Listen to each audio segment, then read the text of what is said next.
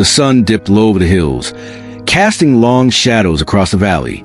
A young man named Eli stood at the edge of a winding path, his heart heavy with uncertainty. He had spent years chasing success, hustling for validation, and scrambling for control, only to find himself exhausted, empty, and utterly lost.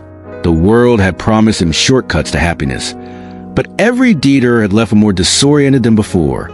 That evening, as the breeze rustled through the fields, an old shepherd passed by, his flock following close behind. There was a quiet confidence in the way he led them, a steadiness that drew Eli's attention.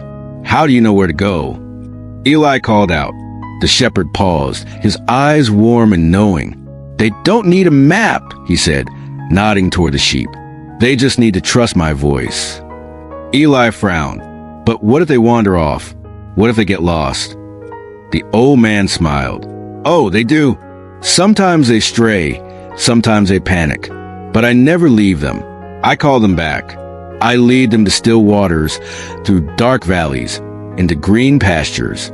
They don't have to figure out, they just have to follow." Eli's throat tightened. Wasn't that what he had been missing? Not another self-help book, not another life hack, but a shepherd? Life has a way of making us feel like we're supposed to have it all together.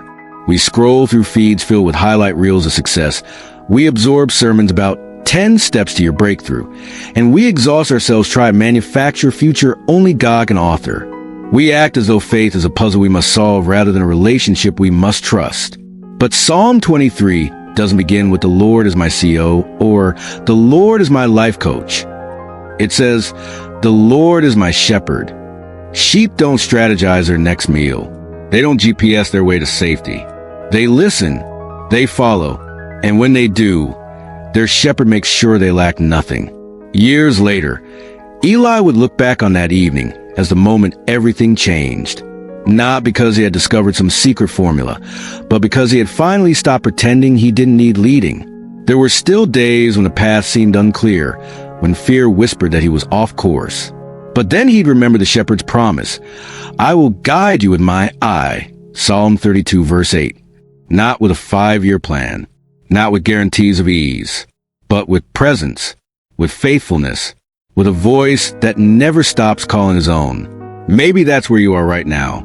Tired of trying to force doors open, weary of carrying burdens you were never meant to bear. If so, hear this. You don't have to figure it all out today. You just have to follow. Say it with your whole heart. "Lead me, Lord." Then take the next step and trust the one who's already ahead of you.